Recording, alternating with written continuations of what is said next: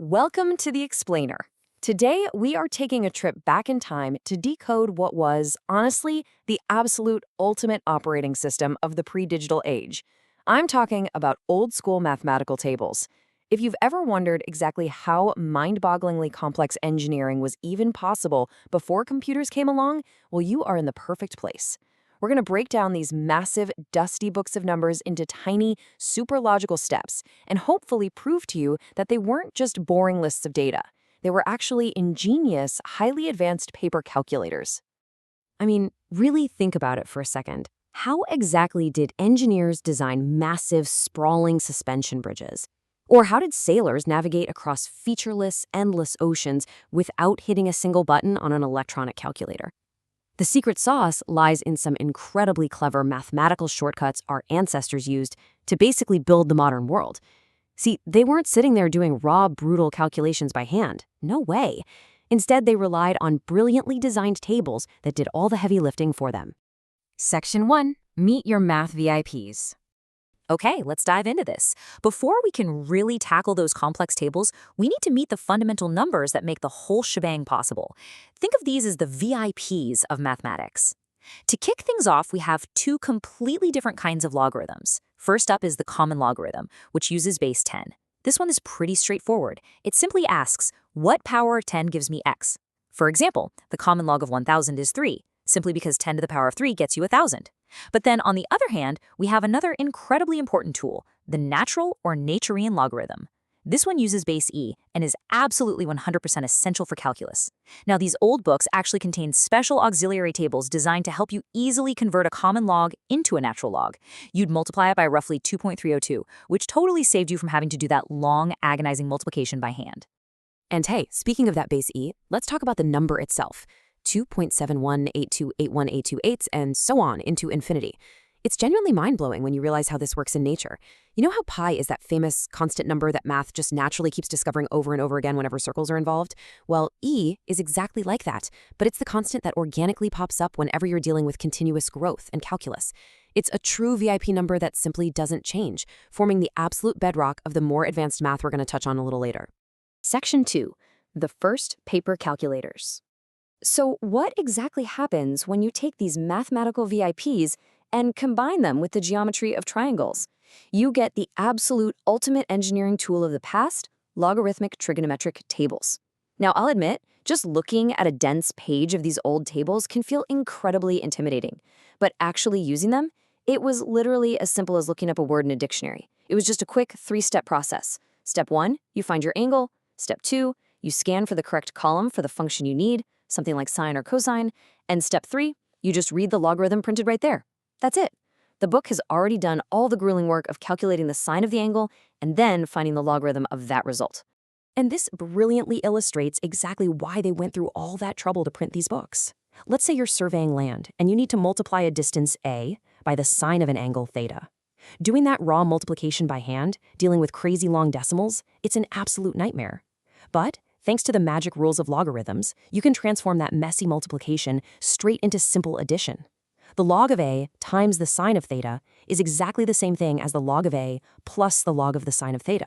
So logarithmic trig tables took painfully hard multiplication problems and miraculously turned them into remarkably easy addition problems. Section 3. Table quirks and reciprocal friends.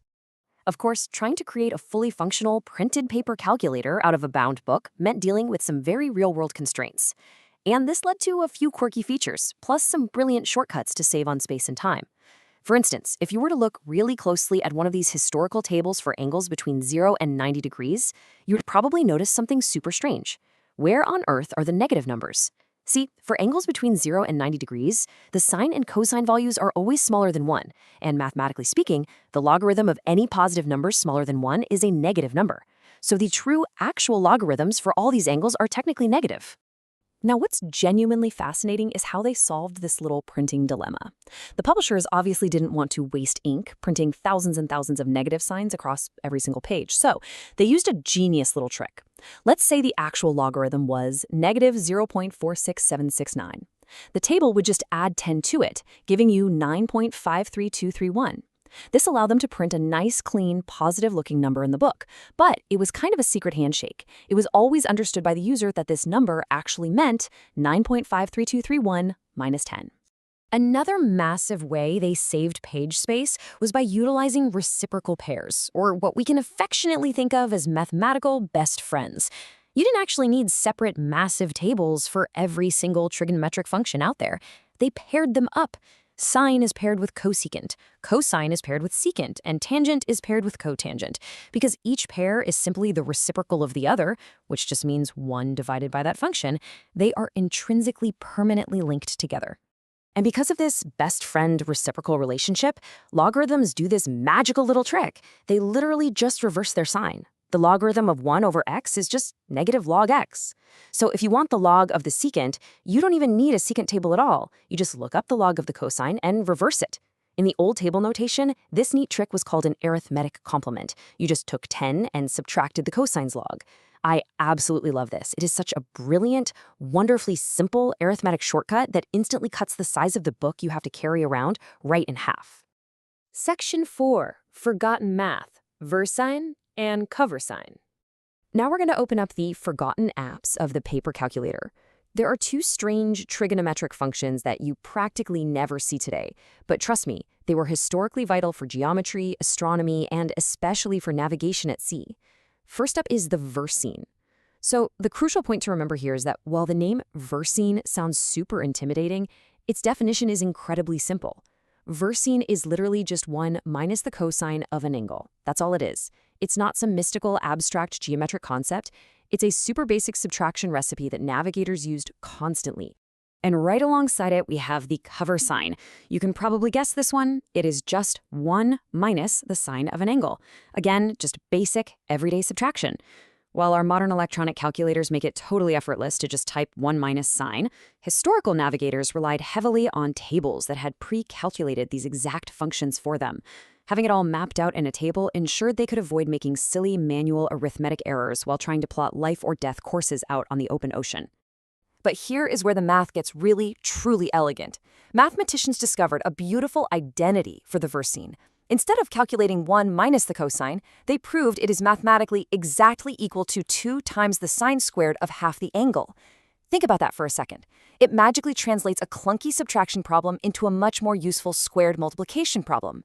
So why does that matter? Well, because when you apply logarithms to that beautiful identity, using our trusty log rules, the whole thing transforms. The log of the versine becomes the log of 2 plus 2 times the log of the sine of half the angle. What started as a complicated squaring process steps all the way down into a simple multiplication by 2. This right here perfectly showcases why logarithms were such a game changer.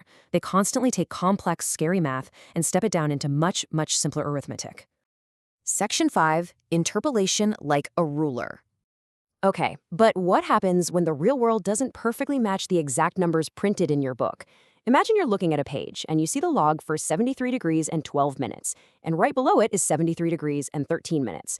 But your surveyor's instrument says your actual real-world angle is 73 degrees, 12 minutes, and 53 seconds.